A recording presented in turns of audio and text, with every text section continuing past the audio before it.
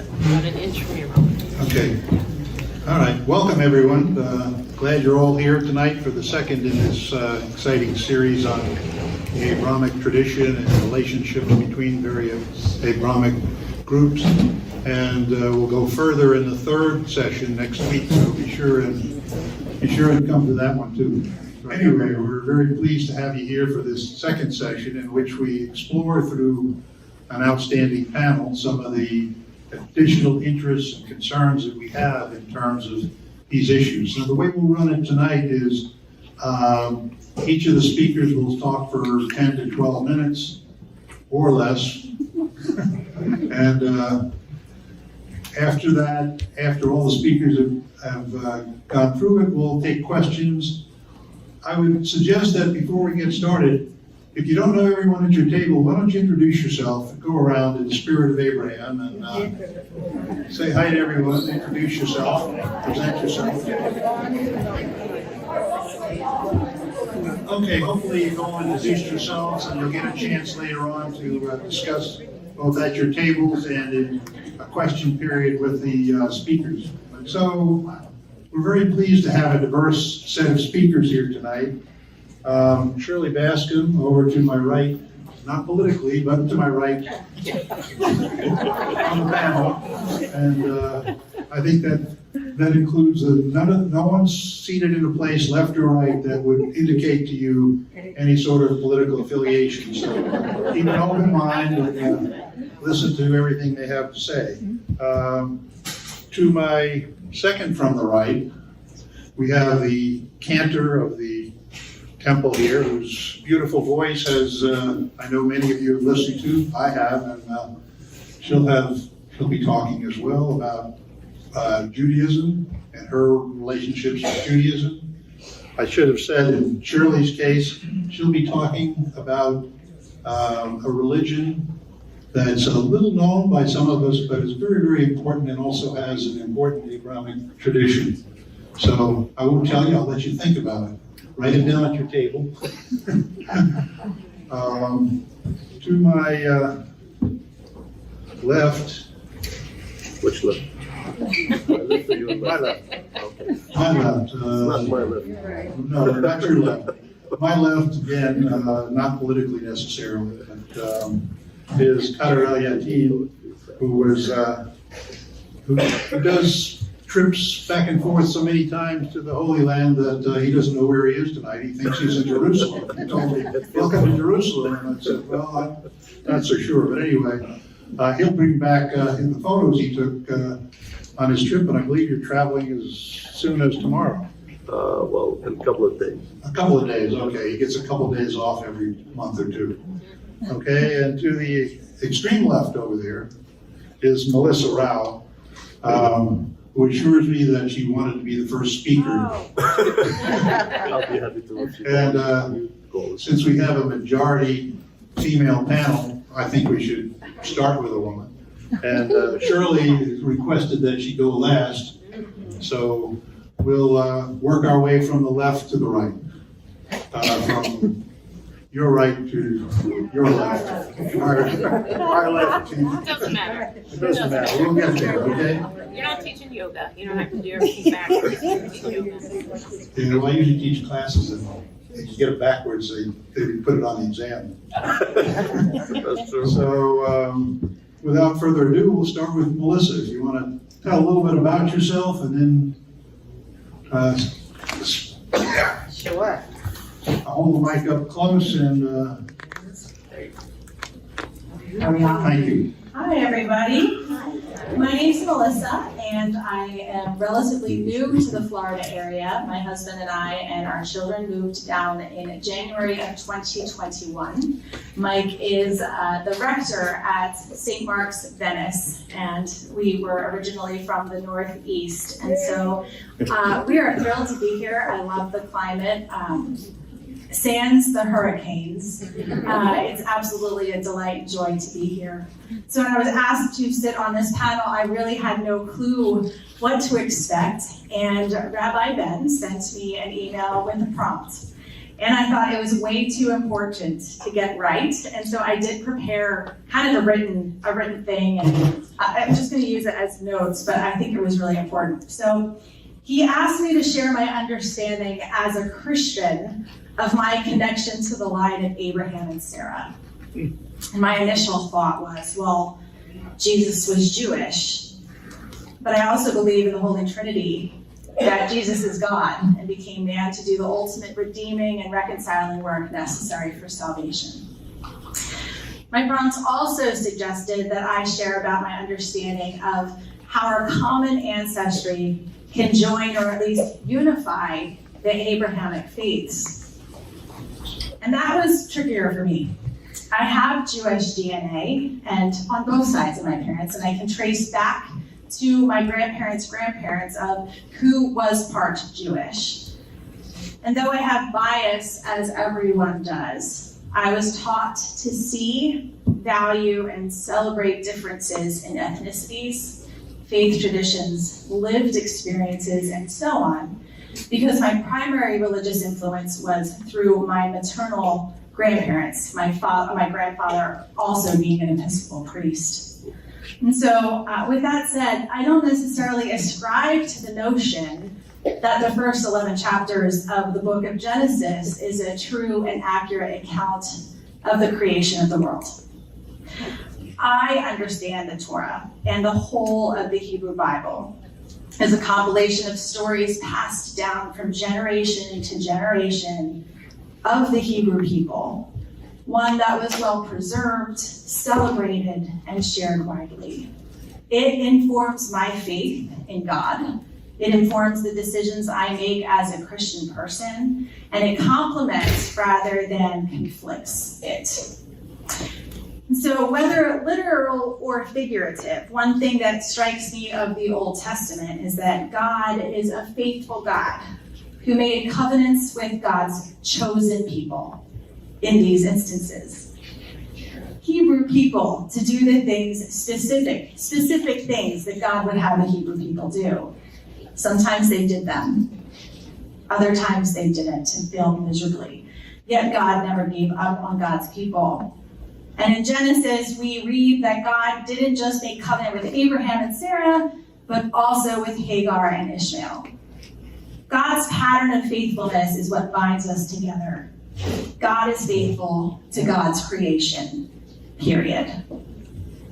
So something beyond Abraham and Sarah that binds us all together is the natural propensity to draw lines in the sand, to be on the right side of things, to be favored, blessed, chosen, etc. And I think we're easily threatened and slow to trust God. I don't know a single person of faith who disagrees with that sort of stuff. I think many of us are very easily wooed by the idea of protecting what's ours. That includes our God or our notion of God.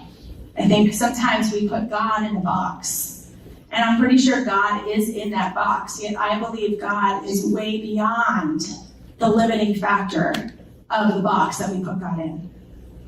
So whether you call all that fear stuff or the control stuff sin or something else, it's that stuff that separates us from one another, thereby separating us from God. So I've come to believe that just because one group of people are, quote, chosen by God to do X, doesn't mean that God doesn't choose another group to do Y.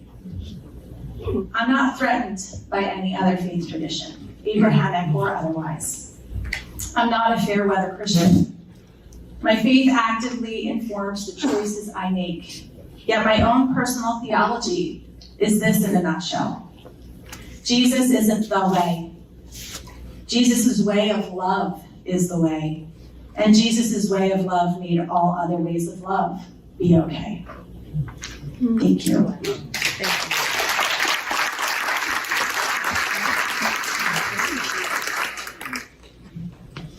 Well, we promised to raise some. That's Peter's church. Hopefully this is a very, very nice start to what will be a very interesting and controversial discussion. So we will thank you very much for that, and we'll move on now to my near left with Kader El Yati. Thank you, Dick. I think he's doing a wonderful job this evening. Give him a big hand. Does that mean I get tenure? I think you do. So, good evening. I am so grateful to be with you here this evening, and I'm also so grateful to our brothers and sisters here at the synagogue for hosting this wonderful event. So thank you so much for your welcome, for your hospitality, for opening your doors to bring us together so we can speak about what matters, what unites us, and what can set a path forward in which we can collaborate to make difference in the world today. And believe it or not, the world needs us today to be united as different faith traditions to bring that message of hope and healing and reconciliation, that message of welcome and the message of radical hospitality, where people sometimes feel shy away from religion because this organized religion becomes something so negative. So our collective work together is standing together what will make difference in the world today. So thank you so much for being here tonight and being part of this God's movement in the Venice community. Give yourself a hand. My name is Khadr El Yatim, and I was born and raised in the little town of Bethlehem. I'm Palestinian. I speak Arabic, and I was brought to this country in 1992 to be a pastor developer, and I was sent to Brooklyn, New York. Anybody from Brooklyn here? Hey, here we go. I have backup. Watch out. I have some backup. So I was sent to Brooklyn, New York to start my first congregation to the Arab and Middle Eastern community who migrated and located there in Brooklyn. In Brooklyn, we have the largest Jewish community living outside of Israel. Right next to them, the largest and fastest growing Arab and Muslim community in New York. And at times there was tensions. There was some electricity in the air. There was some bias attacks against each other. And what we decided as faith leaders in that community is to stand together. So we started the Unity Task Force, which brought Christians, Muslims, and Jews to the table with our elected officials and the police, so we can speak about issues of concern in the community and respond to it collectively. We wanted the community to see that we are, as faith leaders, are working together and making a difference in our community. When 9/11 happened, that was a moment that devastated all of us. It was a hard moment. I was sitting in my church on September 11th, and the police commander of the 680 precinct called me and said, "Go home, close the church and go home. We don't know what's happening, go home." I closed the church and I went home. And I'm sitting there like everybody else, watching the TV, seeing the events unfold. And I said, I cannot be locked behind the closed doors. I called the rabbi, I called the imam, and we said, we need to do something. So we called members of the task force. On September 12th, the first official meeting in the city of New York was held in the basement of my church. And we issued a joint statement together to say that no one in this community will be attacked, victimized, or harassed for the way they look or the language they speak. And then we start doing faith walks in the community. We'll gather at the synagogue, at the mosque, or at the church. We walk the streets for Brooklyn, and people will say, what you guys are doing? We said we are working together to go to the park to pray. We'll start about 50, 60 people. By the time we reach the park, we'll be about 700, 800, 1,000 people. People wanted that sign of hope for us to stand together to say this evil act affects every and each one of us. Therefore, when I was invited to come and to speak to you this evening, I looked about my own identity. I'm Palestinian. I was born in a town where the majority are Muslims, and we have the Israeli government and the occupation. So when I look at my identity, I say I am a Christian by faith, and I am Muslim by culture. But growing up in the Greek Orthodox Church, I have a lot of Jewish traditions in my DNA. So this is part of who makes me a person, being Christian by faith, Muslim by culture, Jewish by tradition. This is my identity. And the moment we understand our identity and our calling, we can be more effective in the way we live our life in the community every day. When I was called to come here today, I looked at the scripture, and one of the things that caught my attention in the Hebrew Bible, in Isaiah 41:8, it says this, that God called Abraham his friend. For the Jewish friend here, is that right? God called Abraham to be what? His friend. Yes? Yes. Okay, thank God. In James, in the book of James, chapter 2 and 23, it says the same thing. It says, and the scriptures was fulfilled that was Abraham believed God, and it was credited to him as righteousness, and he was called God's friend. And I went to look in the Quran, and Surah An-Nisa, and our Imam is here tonight, in verse 125, it says, Khalil Allah, means the friend of God. Even Islam took it a little bit further to say, the very close friend of God. Okay? So if we are gathered here on the legacy of Abraham, who is the friend of God, who dominates the Christian traditions and the second most mentioned name in the Bible, in the New Testament, or in the Christian Bible, let me say it that way, then we need to look about what that friendship to God means and how that friendship inspires our own friendship.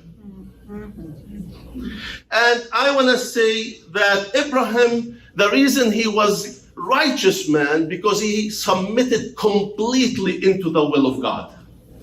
And God called him and he obeyed. No matter what was the mission, he sat on that journey without questioning God. And friends, if we are going to be the children of Abraham, united for the sake of the world, then we need to look at what this friendship will look like and what does it mean. You ready for this? Yes. All right.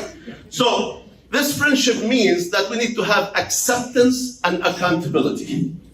We need to accept each other, knowing the things that unite us is much more than the things that separate us.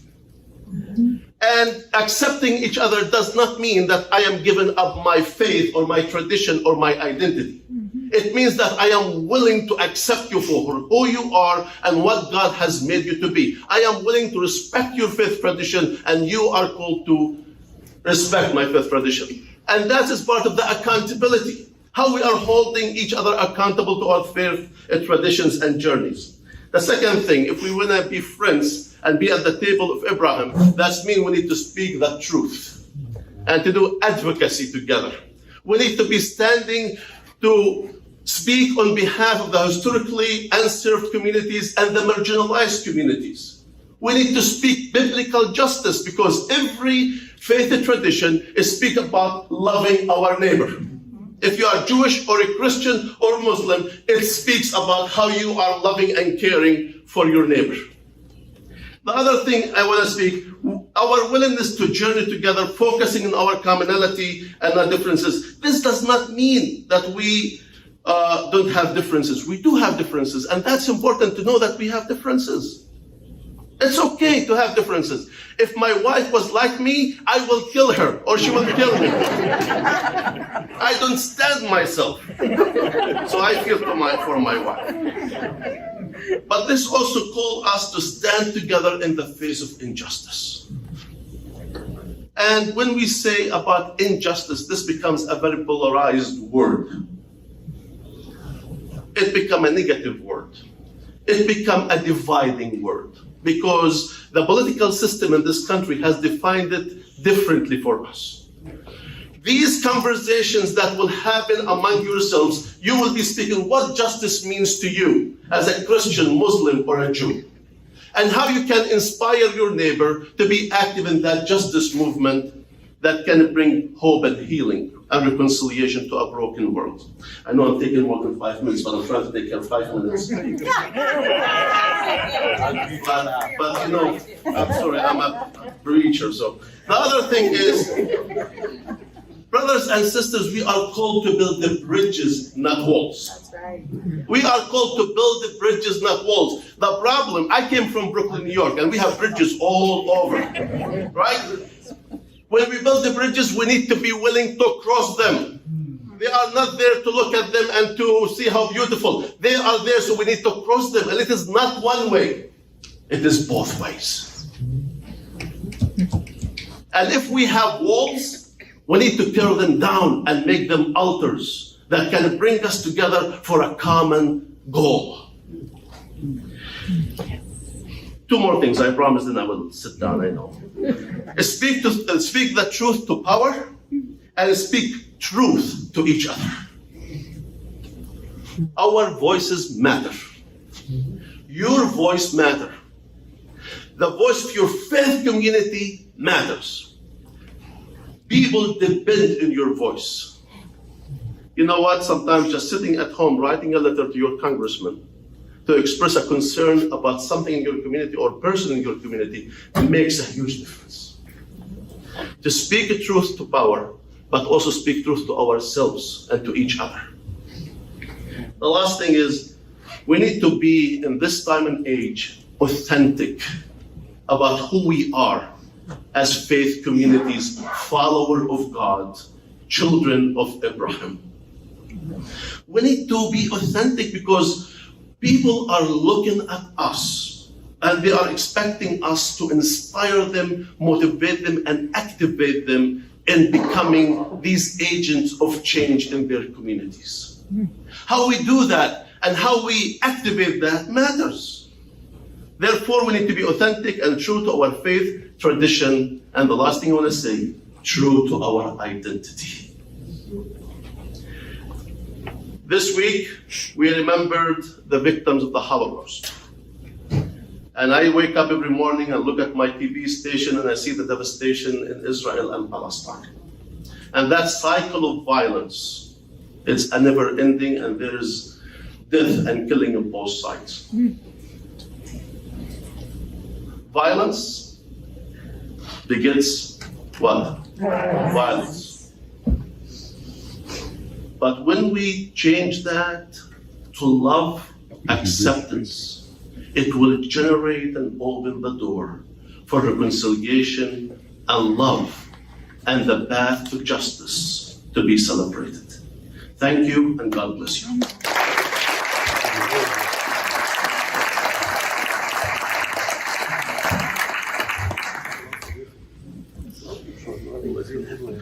Thank you so much for that, those inspiring words.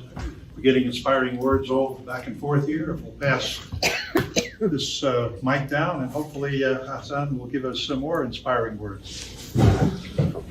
And round out this question of the table we all sit at. בישראל אנחנו מתחילים להגיד שלום עליכם, או ערב טוב. שלום עליכם. So nice to be here. Thank you for inviting Hold me. the mic up. Thank you for inviting me to be here and to listen to you. I think I don't have anything to add because our priest, he spoke for Christians, Jews, and Muslims. It was great, and I like that to be straight and to say the truth all the time. I want to tell you something. In the end, there will be a clash between all of these religions. To be honest, there's clash. We cannot run away from the. You ask me? Look at Joseph and his brothers. Esau, his brother, Abel and Cain. And we are a little bit far, brothers and sisters. It's not in a distance, but if you will take it a different meaning or different way, it can be spiritual, sisterhood and brotherhood, and we can be together. We need to be honest with us, one to another. I think all of the religions came from the same niche. The same niche. We have rules in our lives. Look, if you look at me, you'll say, oh, great, Ashkenaz Sheikh. I remember once, I began, my work is peacemaker. I'm the international director of Abrahamic Union. We are working in Israel to bring the people to be together, to know one another, to educate one another, and to create bridges between the religions, between the people. One of the great peacemakers in Israel, Anat Lebor, she say to her mother, listen, I work with the Arab person. She said, he will kill you. I say the Muslims promise 100 years ago not to eat anyone, and we stopped to eat people. I will not eat anyone. But I want to tell you something. I will have a complete Shabbat. We are welcoming Sabbath with Dov Elbaim. I don't know if you know him. He's a great philosopher, Israeli philosopher. And he said to me, I remember, hello. I say, hello. He say, Rabbi Manasra? I say, yes. I'm Rabbi Manasra. He said, because you are the rabbi of the Muslims, I would like to invite you for Mikablim Shabbat. Welcome Shabbat. I said, okay, I will come. About what? He said, the story of the life of Sarah. I went. And I invited her mother. He called her, oh, he's an Ashkenaz. It's okay. We will not eat you. Then, I said, you see, we promised. Ibrahim, Abraham. This is the great person. This is the most important person in my life. Like Muhammad, like Jesus, like Moses, like all of these great people came to the airport to create reconciliation and to bring the people to know one another. I don't like, I'm Bismillah, but I don't like to use the title peace. Use it for connect and to know one another. If there will be clash in the end, can to do something today and now to avoid that clash or to make it far away. And to put barriers that, because that clash cannot arrive to us. This is our path and our way to do. Abraham, he is the man that he pays for us and initiate for us the connection, the oneness, especially Judaism and Islam, and Christianity also, But, he had exam and test from God. He succeeded. Until now, we are not succeeding at that test. You remember what is that?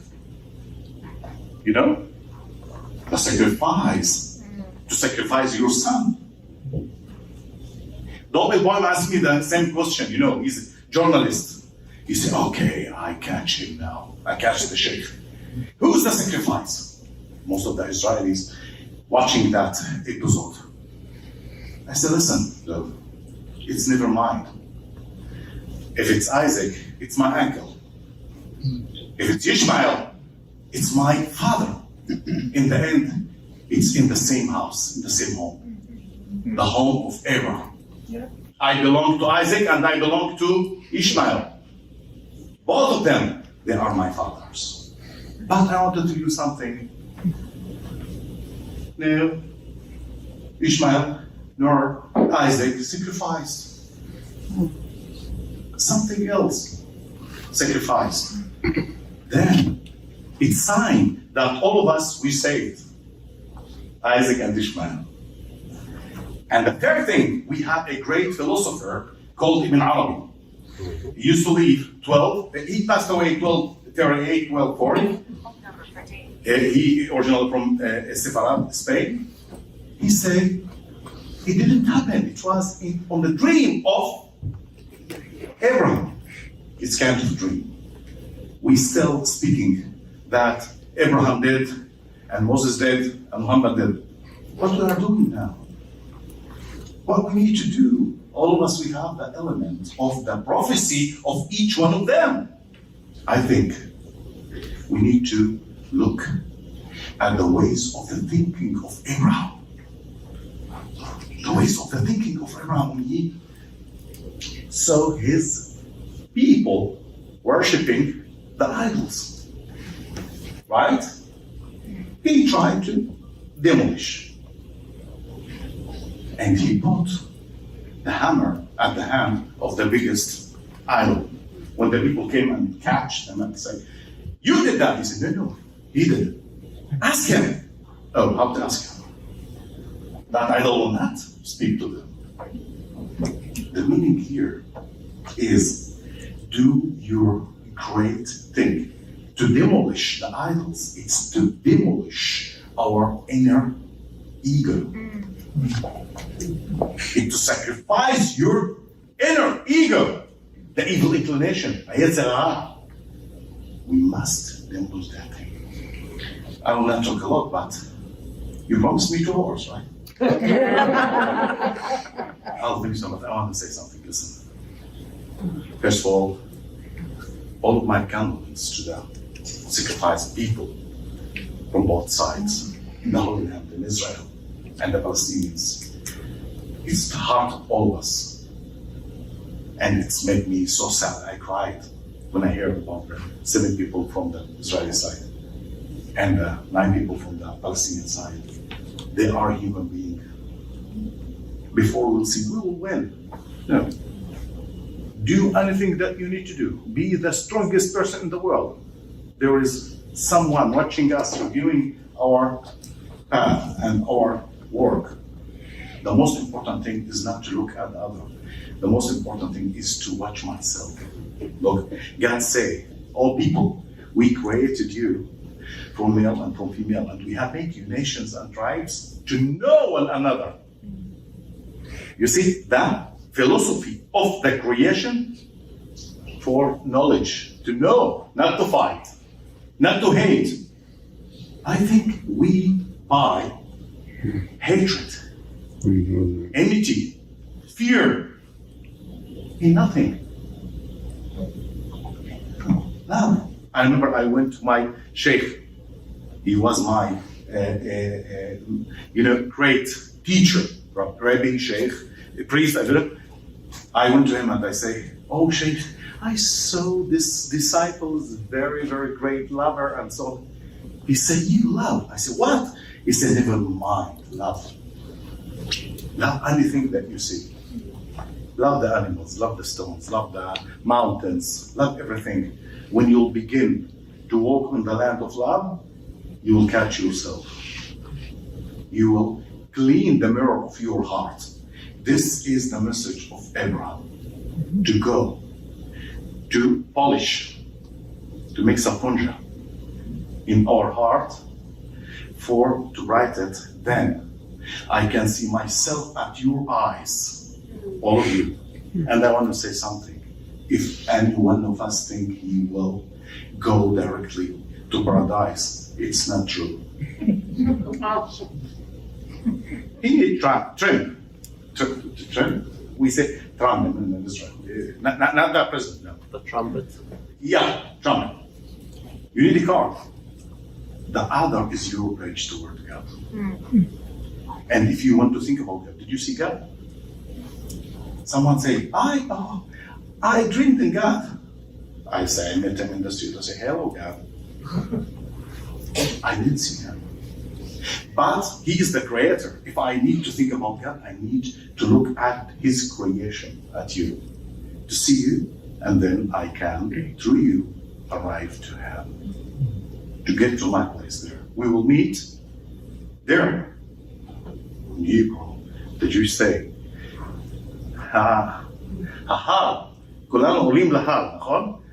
all of us, we will climb that mountain to get to the top. All of us will meet, but each one will come from a different way. Each religion, all of our religion the same, in a different, I say this is one religion. It's different commentary. Judaism is commentary, Christianity other commentary, Islam, Buddhism, Sikhs, I don't know, all of these people belong to the same person. And you know what the meaning of Abraham? He is the father of the nations. Or, if we'll take that, Abraham, yes, he is the highest, the father. And we need to look. This is great, as the priests say, we are different. We need to keep this difference between us. If we will not have difference, as you say, all of us will be Muslims or Christians or Jews. No, we need all of these differences. You know why? to empower our path, to empower our ways of thinking, the source of the thinking, and then we can get up. Don't say it's mine or it's yours. I don't think it's happened. It's ours, all of us together. Come to create a new ways to connect, to work against many hidden enemies. Disease. It's our enemy. Corona, you know, COVID. Come to work together to heal ourselves, all of us together. And this is God's will, to be different nations, different people. But the differences create lots of knowledge. Until today, we still sing about the time of the Middle Ages, Torah Zahab, Golden Age. Look, Maimonides, Averroes, Thomas Aquinas, at that time, their conversation, until today we are speaking about that, like Aristotle and Plato and all of these people.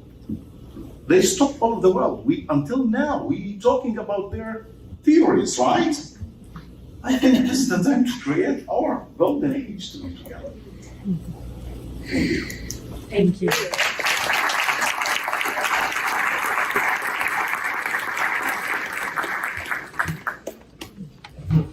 Thank you so much. Now we move to my right to Marcy for, I assume, a slightly different perspective, but one that may be very complimentary. Marcy. Not a different perspective, maybe just a different approach to it. I agree with what has come before me. As long as we all show we can talk openly and listen openly, we are setting a great example for our communities, and we'll be fine.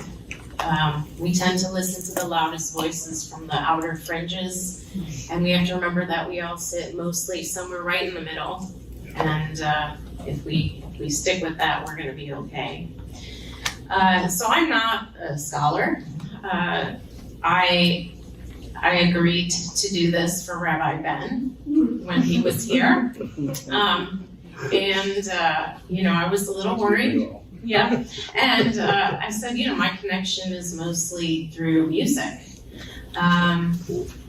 But I really thought about the question that he posed to me, which was, what does Abraham mean to you? Specifically, he really wanted me to talk about, but I think it's also within our religion. So when I think of Abraham, I think of lineage, right? He is the top of the lineage and goes down from there. And when I think of lineage, I think of this very long line of cantors and shochet I come from. So shochet are ritual slaughterers. That is what my family did way, way back, as well as being cantors. So I'm very happy that the butcher part of my family stopped 2 generations ago, two with my grandfather. I probably would not have followed in that path, but so in addition to singing as a cantor, I am now acting as the Shlichat Tzibor of the JCB. With the Rabbi gone, I've kind of taken over some of those roles. And so our tradition describes the person who leads services with this title. Shlichat Tzibor is for a woman, and Shaliach Tzibor is for a man. Shatz is the shortened version of that. And the term literally means messenger of the community. Yeah, I can do that. I think that's what we are doing, right? And Abraham was a messenger of the community. And there are several ways in which the Shatz functions as a messenger. In the most literal sense, my job is to gather up all the prayers of those in the room and to deliver them as the congregation's messenger to God. Now, I don't really believe that it's just me talking to God, but I'm kind of here to help in some way, For me personally, I think that's usually through music. When I sing, some people have said that is the direct connection that they feel. For others, they find other parts of the service are meaningful to them in making that connection. In the Jewish law, there's a number of mitzvot or commandments for which a person can designate this shliach or shlichas tzibor to perform on her or his behalf. And praying is one of them. So reciting prayers on the behalf of those who are unable to do so, maybe a person who can't read the Hebrew or understand the words we're saying, a person who can't come to synagogue because they're ill or caring for somebody else who's ill. For all these reasons why those who want to pray are unable to do so, that's one of the roles that I'm supposed to take on. This is one of the reasons we say amen after hearing a blessing too. For my agency to work, to be a representative, I have to be aware that the members of the community are entrusting me with this job. So that was kind of how I looked at Abraham from my personal perspective in this whole lineage of how I ended up where I ended up and doing what I'm doing. I also think maybe a little differently about religious observance. So, right, we all kind of have a lot of these same beliefs, these same ideas in our religions, but it's all how we go about practicing that and the stories we share. And for me, religion that's all mixed in with meaning and connection and ethics. And because of Abraham, especially for Judaism, we learn that we are to be a great nation. The Torah says we are a chosen people. Although that made me very uncomfortable in my youth, I have come to understand that it means we are to be a light unto the nations. That I could wrap my mind around. We're to set an example by how we live our lives, to hold ourselves to a high standard. Just as I mentioned before about my role specifically being the shots, the shlichas tzibor. So I think that is all of our roles then, right? If we are all children of Abraham, then we are all called to hold ourselves to a higher standard. As the speakers before me stated, we can all look to Abraham as our father. Personally, I like the idea of Abraham being the father of many religions, but I don't think religion is something you own, right? I think it's a belief system in which you figure things out. The guidance is there to keep you in a straight path, but our paths vary. So, because my role is music, I'm going to sing to you when I hear 3 lines, just 3 lines. I'm not going to hog the mic with singing, but as soon as somebody says Abraham to me, this is what comes to mind. Stand. Okay? No, I don't understand. I'm good. Thank you. It wouldn't make a difference anyway. I'm very sure. All right. So, to me, the big thing when I think of Abraham is blind faith, right? He was asked to leave this place he was so comfortable with, where his family was and everybody he knew, and listen to this God to go out and just trust and it just, I don't know that I could do it.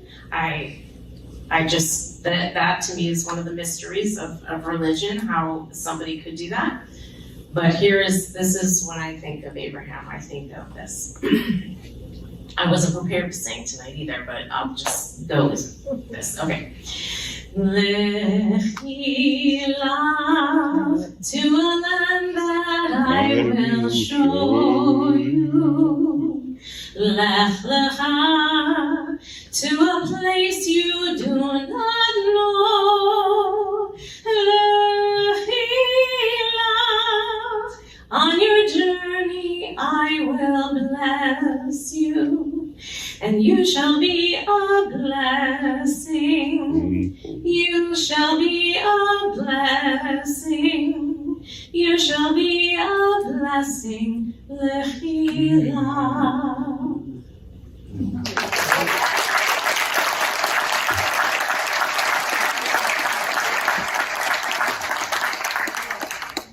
Wow, Marcy, you're a tough act to follow. I know. You be you, you're awesome. Yeah, we're happy to have Shirley Baskin now talk about probably the youngest of the religions represented here, but clearly an Abrahamic religion. Okay. We're very happy to have Shirley Baskin here to talk about the youngest of the religions represented here from the Abrahamic faith or Abrahamic tradition. And we're very pleased to have her kind of round out what we've talked about, which will hopefully lead us to some interesting discussion. So Shirley. Thank you. Some of you already know that I wear a couple of hats here tonight. It's been such an honor to be part of this Venice Interfaith group for going on 19 years now. And during a lot of that time, I've known Marcy. So this is a special treat for me to be here with Marcy. Marcy and the other people that you've heard tonight have just so beautifully told about the unity and commonality in the origins of three religions: Judaism, Christianity, and Islam. And you will ask, so what am I doing here since I'm a Baha'i? Well, I'm going to tell you my story. Tradition has it that Abraham had 3 wives. This is a little repetitive, but Sarah was the mother of Isaac, in whose descendants we count Jesus. Hagar was the mother of Ishmael, who was the ancestor of Muhammad. And Keturah, his 3rd wife, is responsible for the lineage that resulted in Baha'u'llah. Baha'u'llah is the founder of the Baha'i faith, and the name means the glory of God. Baha is glory, Allah, God. That means that the Baha'i faith is also an Abrahamic religion. But since it is less than 200 years old and has followers who are spread all over the world, its impact, especially here in the Western world, has just not yet been big enough to really get the recognition that the Judeo-Christian Islamic traditions have had. Of the Baha'i faith's 5 million followers worldwide, well over half are in India and Africa.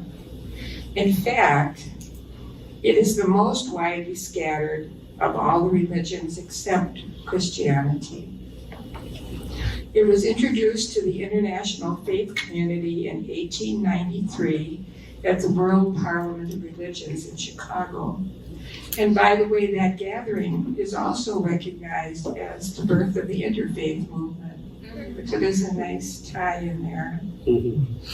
So the world is gradually becoming aware of the Baha'i faith, and now you are too. We are indeed an Abrahamic religion in terms of both the genealogy and the fundamental beliefs. The common belief among all the Abrahamic faiths is monotheism. You've heard this, the belief in one God. The other threads running through them are the principles of loving your neighbor and following God's commandments. I'm just going to take the next few minutes, though, to put a little bigger framework around the principle of Abrahamic faiths. That framework that I want to talk about is called progressive revelation. This is simply the belief that God has always provided humanity with a messenger and a message. Each of those messages is identical in its belief in the one God. But each one is more suitable for the time and level of understanding in the prevailing civilization. Before about the year 4000 BC, the details about these messengers are lost in history. Before the advent of the written word, the teachings were passed down orally and many did not survive. For the Judeo-Christian Islamic traditions, the Torah and the Old Testament start the recorded history of God's messengers. The New Testament continues with the next messenger, Jesus Christ. The Quran follows with the revelation of Muhammad and Islam. And then we get to Baha'u'llah. He was born in 1817 in Iran and announced his role as a messenger of God in 1863. He brought the latest message in progressive revelation. He proclaimed the oneness of God, the oneness of humanity, and the oneness of religion. We call that the three onenesses. He was inspired by God to reinforce the Abrahamic fundamentals and also to reveal an updated social message. A simple analogy is the teaching of math. One level cannot be taught until the previous level has been mastered. So too with religious teachings. Their level of sophistication, the level of sophistication of each successive message, increases as each message is brought to the world as growing in knowledge and capacity. You can't teach to kindergartners what you would teach to college students. When I speak of updated social messages from the Baha'i faith, some examples include the equality of all peoples, equality among all races, ethnicities, the equality of women and men. I like that order, women and men. As Donna said last week, the women girded their loins. Yes, the women did have loins or do have loins. Another one of the social messages is the agreement of science and religion. Another, universal education. Just a little comment here, but I'm not going to go into this. There is another group of divinely inspired messengers in the East, and that includes Krishna, Zoroaster, Buddha. But, because of the times, there needed to be messengers brought to those people because people weren't traveling. They didn't have the internet. Now, of course, we can have a worldwide religion, which the Baha'i faith is. So, I ask you, doesn't this just reinforce what you've been hearing? It's not a matter of one being right and the other wrong, or a matter of competition among the religions. We all receive messages from the same God. The difference is that periodically, maybe every 1,000 years or so, God inspires a new message for the time. The so-called competition among religions is due to the pursuit of power in politics, not from the teachings of their founders. You heard Muhammad said that Christians and Jews were people of the book. So I'll just close with this. This is a good summary that I found. In just over 150 years, the Baha'i faith has grown from an obscure movement in the Middle East to the second most widespread of the independent world religions, embracing people from more than 2,100 ethnic, racial, and tribal groups. It is quite likely the most diverse, organized body of people on the planet. Its unity challenges the negative prevailing theories about human nature and fosters hope for the prospects for our common future, like Gassan's golden age. I like that. Thank you. So, in closing, I just want to say, I'm very pleased to say that all of you are part of my faith tradition. Thank you.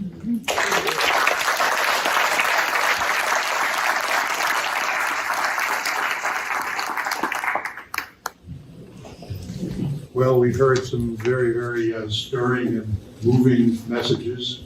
Again, all these messages linked in the presentations and in the representation of our all common ties to Abraham. Yet, going to our most recent religion, we see Baha'is being executed in Iran. We see still Jews and Palestinians and Arabs, Muslims killing each other. We see Christians still maintaining some of their colonial powers and reach and the destruction of entire civilizations, languages, peoples. So are we just propagandists? Or is there something real to what we've presented here? And if so, how? And I just want to take a minute or two, but I'd like to now, let's throw it out to you, to whatever questions, comments, etc. you have. And if you raise your hand and have a comment to make, we'll get you a microphone so you can be heard. You may direct your question to one person, to the entire panel, or you may be making complimentary or critical comments. So it's up to you. Just a comment. Hold on a second, let's get you a microphone.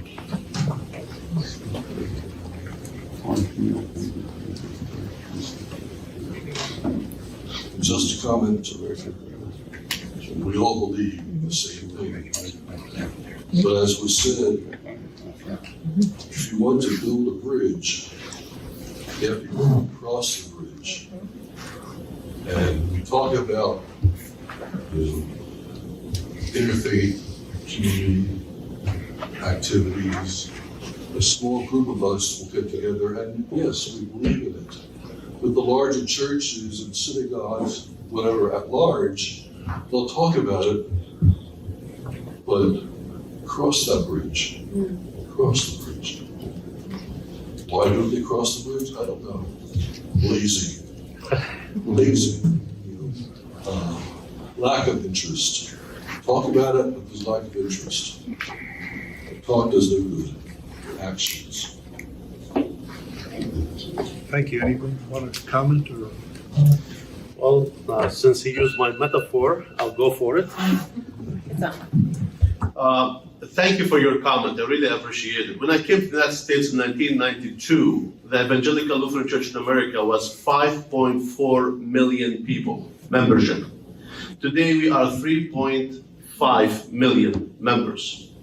The world is growing, multiplying, and we are shrinking. We can no longer afford to stay hidden and to be the best hidden secret in the world.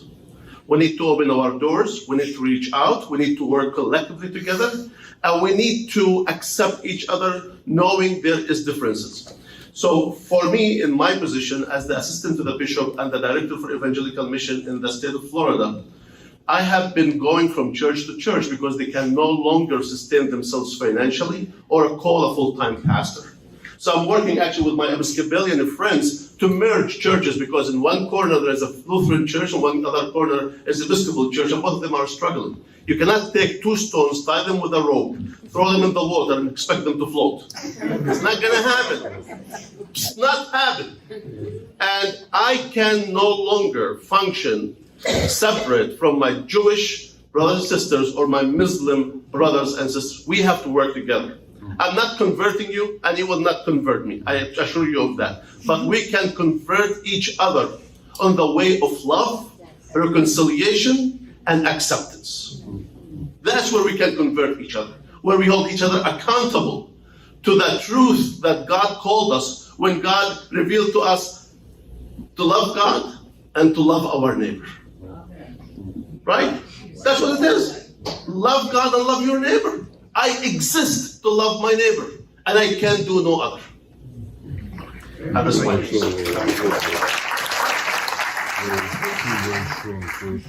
Thank you, really. Usually I want to say something, just say it before me. Next time you're answering first. Thank you. Yeah. It's a great comment what you say, to cross the bridge. I want to do something that people knows. Our memory is full of history and things, and we see, but most of the people sometimes they ignore. Many people they allow to cross the bridge instead to connect. They did different things. we need to understand what is the meaning to cross the bridge. What is the meaning to cross the bridge? Because, you know, I witness, if I will begin to count the events that happened in the history, I can count 1,000, 2,000 years. Many people welcome, some people they kill them. Other people they demolish them. Other people they lie to them. Lies we know. Don't believe. I think sometimes we have to think. The people say, oh, it's so radical religion. No. It's so radical religious.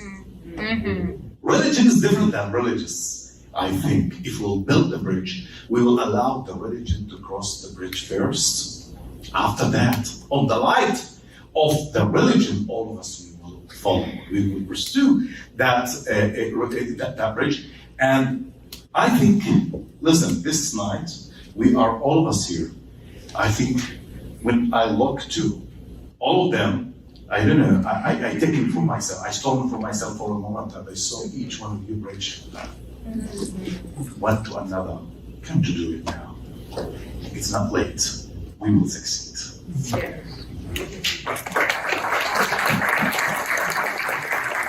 I just don't find it an accident that Jerusalem literally means the city of peace. And yet, do we know a single town or city that is at more strife within it? I feel like that could be a bridge. I'm just saying. Pray for the peace of Jerusalem, right?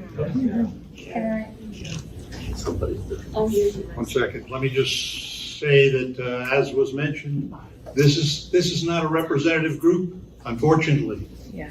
The ideas being expressed here, the values being expressed here are not the norm. Exactly. And I love the notion of the bridge, but there are those who will blow up any bridge and stop us unless we're vigilant and sincere in our approach. I was just going to say that this group, we're preaching to the choir here. If we weren't the choir, we wouldn't be here. And how do we get this message? How do we take all of this and get it to people who aren't part of the choir, who aren't here? That's.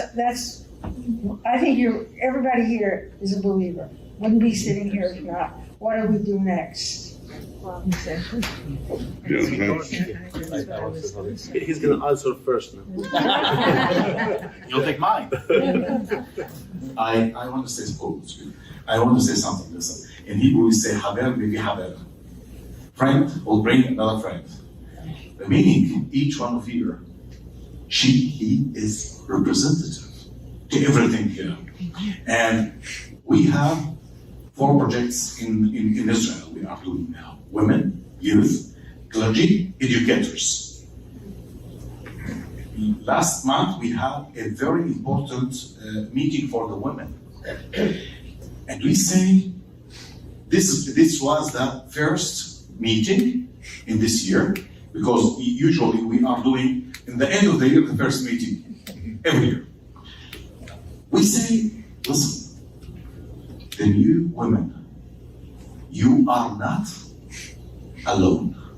Each woman will come. She represents all of her neighborhood. You need to go to tell the people about what are we doing here, what we will do for what we are here. This meeting, this month, 2 days ago we had the second meeting. You know, when the women come, they say, how are you from the last meeting until today? The 24 women. We have Muslims, Christians, Jews, and Druze in Israel.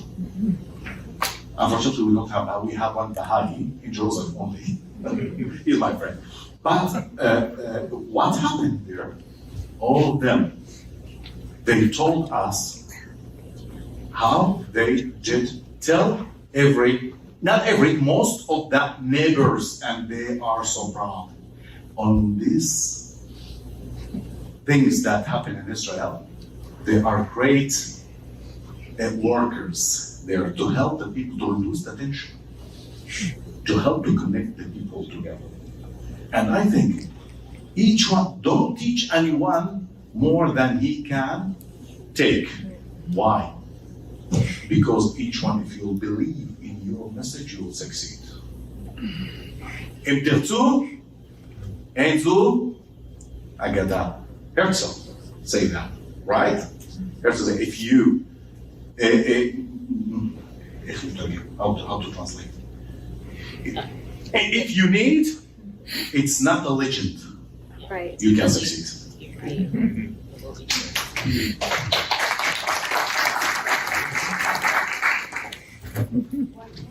So I'm going to ask for your forgiveness because this might make you feel uncomfortable.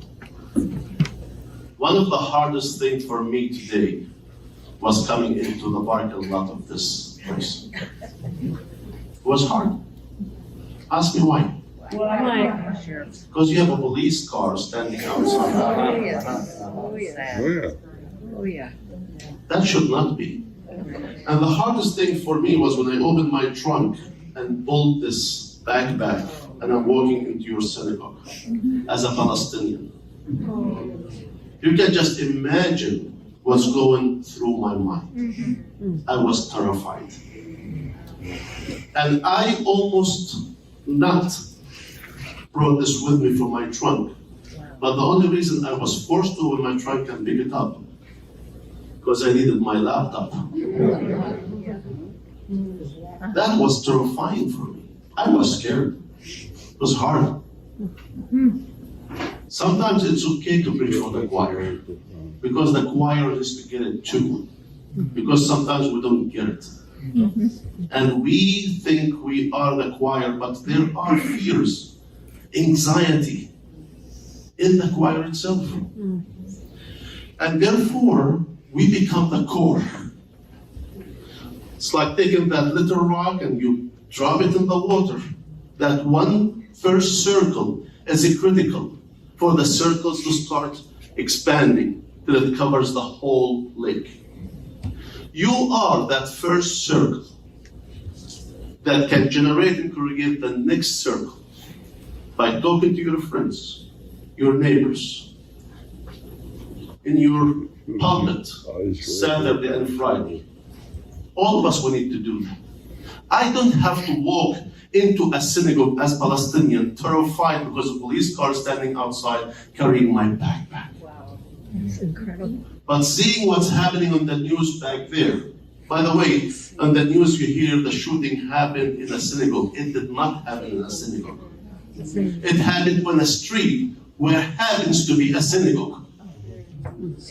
But the one who controls that narrative tells you the lies, and we have to believe it. The shooting did not happen in a synagogue. It happened in Jacob Street, where a synagogue happened to be located. And the prayers concluded at 6:45, and the shooting happened at 7:45. The problem is, the powerful defines the reality of the poor. The powerful defines our reality. We need to define our own reality and our own destiny. Okay, I gotta stop because I can't.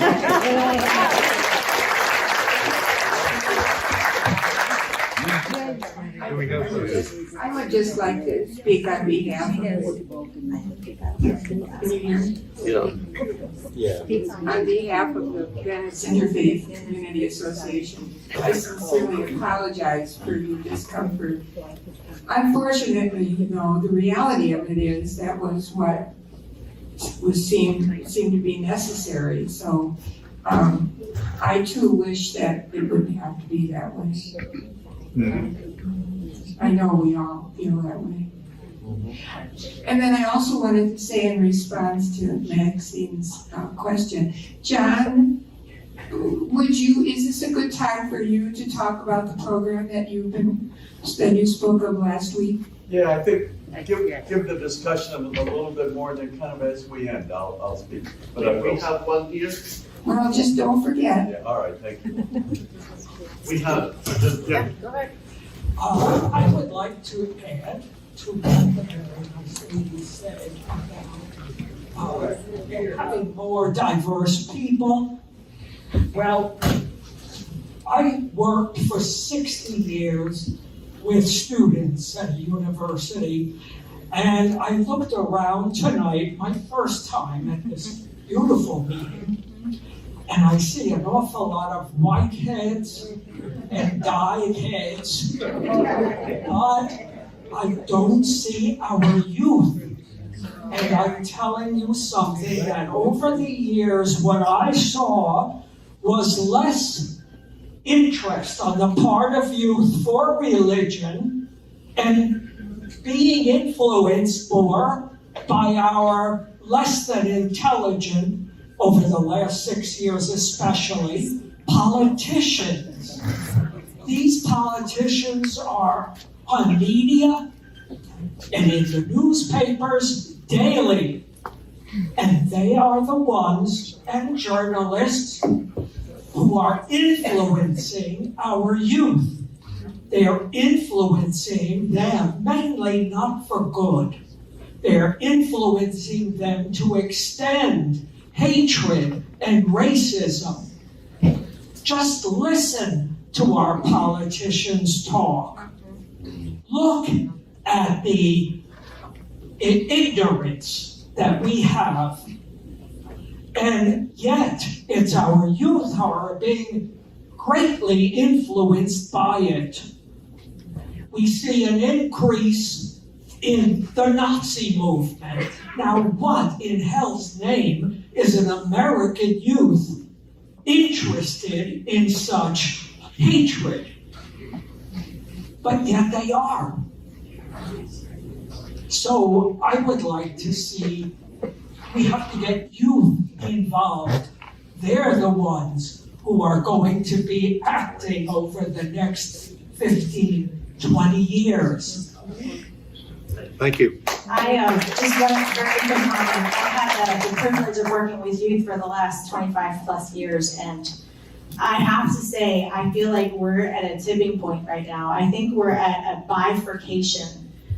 I have so much hope in our younger generations, and I believe that someone will be raised up and speak truth to power in ways that we have not been able to see before.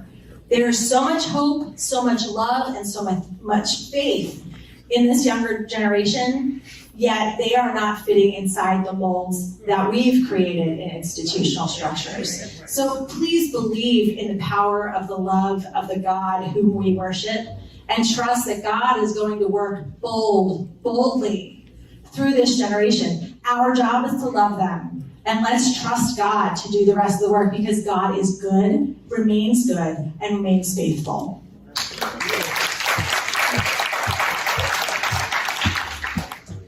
First of all, thank you for all the leaders who shared your wisdom. That was wonderful.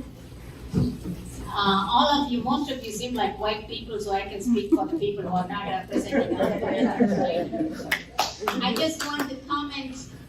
I was feeling it as you spoke. I have to share my experience from India. 85% are Hindus, as you know, then 11% Muslims and other religions, and we are Christians with all kinds of Christians. It's only 3%. So you're going to school and looking for a Christian friend, good luck. So I am so grateful I was brought up in India, because my friends are Muslims, atheists, name it. And we all got along because we are all children of God. We may not be from the line of Abraham, but we learned about Abraham in schools. We respected Abraham and God as a whole. The only thing I want to share with you is my father was a bishop. 2 grandfathers, great-grandfather and great-grandfather was ministers during the very difficult persecution time in India. My grandfather, whom unfortunately I've never had the chance to see, was a scholar. He was gifted with language skills. He had a Muslim friend. In midnight, they both will go take a lantern, go to the empty huts of the fishermen, and the Muslim friend will teach my father Urdu, the language of Muslims in India. In those days, only Quran was allowed in Arabic, am I right? Yeah. But then later on, slowly it was translated in other languages, and he's translated Quran and another book about Islam in Tamil, which is the oldest classical written spoken language in the world today. And that book was made compulsory, required course in all the seminaries. The reason my grandfather gave was, what is this nonsense killing each other in the name of religion? There's one God, different names. We are all human beings. God looks out for all of us. Doesn't matter how you believe, what your methods are. So if we teach them in the seminary to the pastors, when they go into villages where there are mostly different religions, people of different religions, you don't have to argue with a Muslim or a non-Christian. You can say, hey, your Quran says the same, your Bhagavad Gita says the same, your Buddhist book says the same. So you can intelligently discuss instead of argue, and it leads to killing each other. I thought, my God, ages ago, that man has the wisdom. Of course, he's the son of Abraham too. So thank you, God, for all God's children. Amen.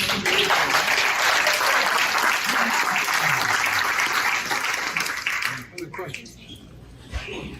I'm coming. One down.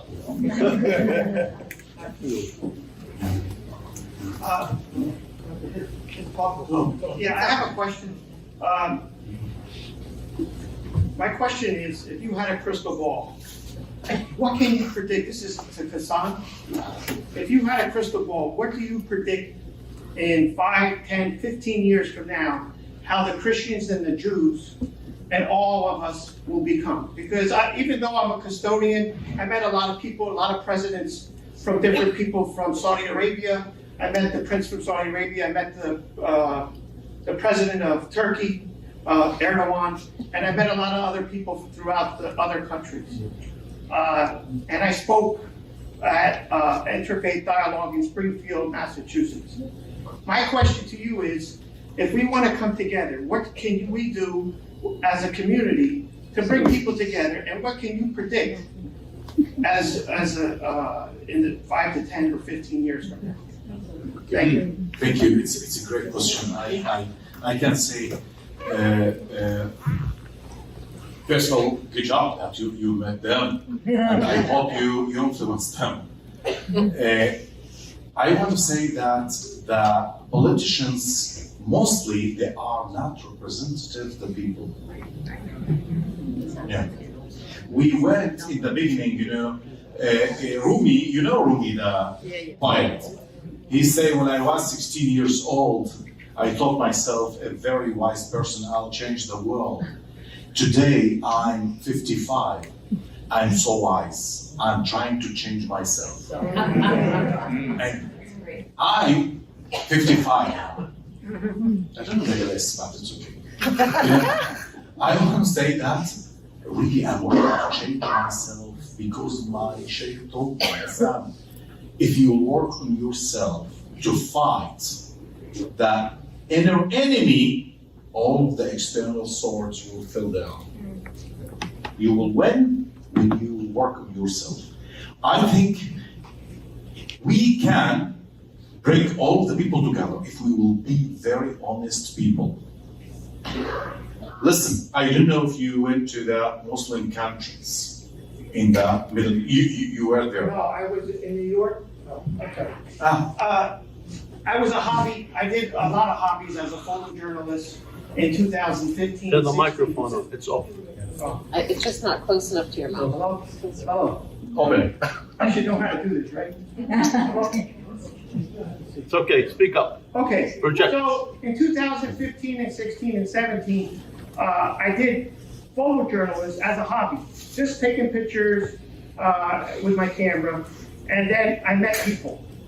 God put me in different places at the right time, not because I was just a custodian and just a small person, and I met a lot of people.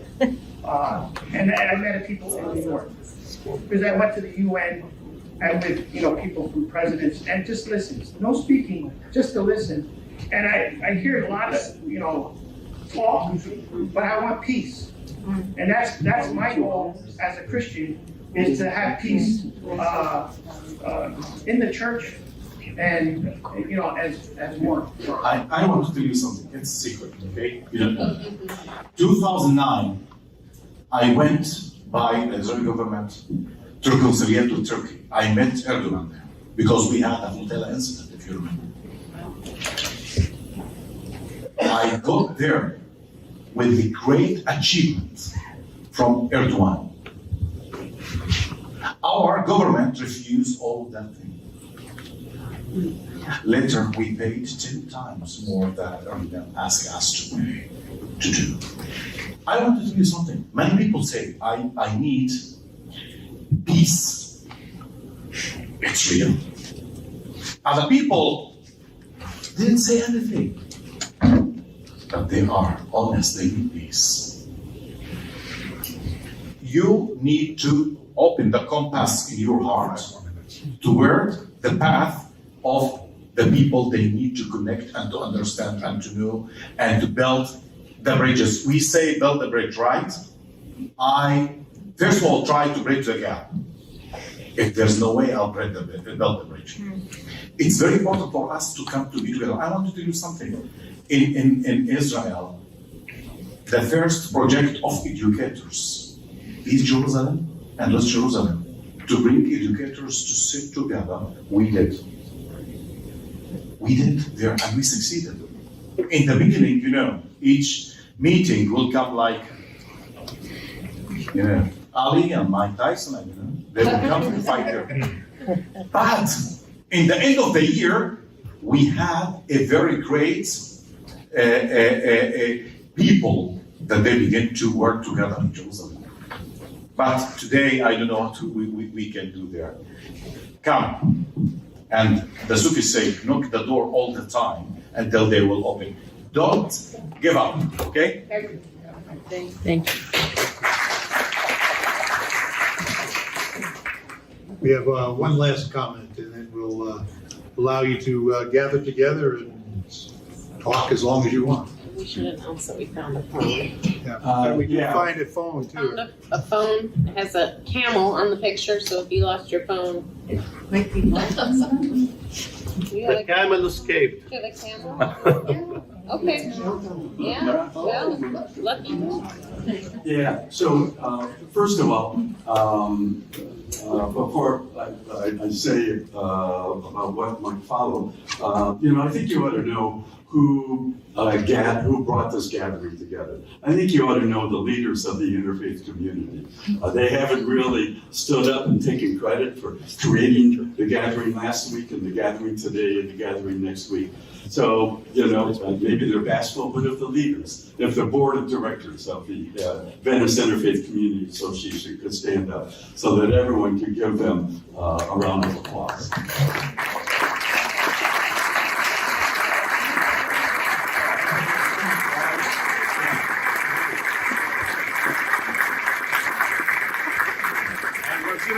I was just giving them a standing ovation. I was not part of it.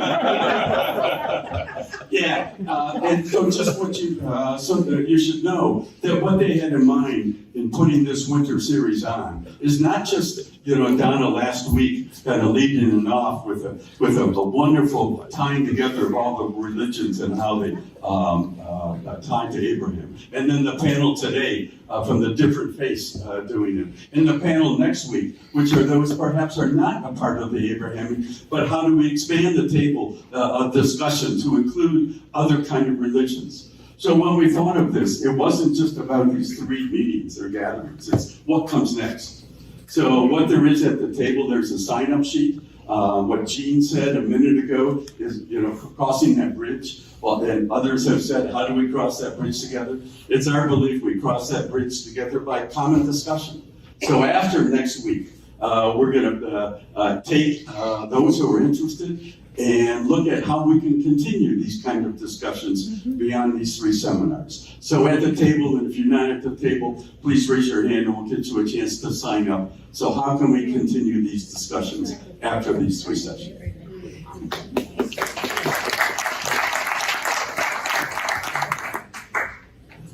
want to thank you all for attending, and I particularly want to thank all our panel members for their insight.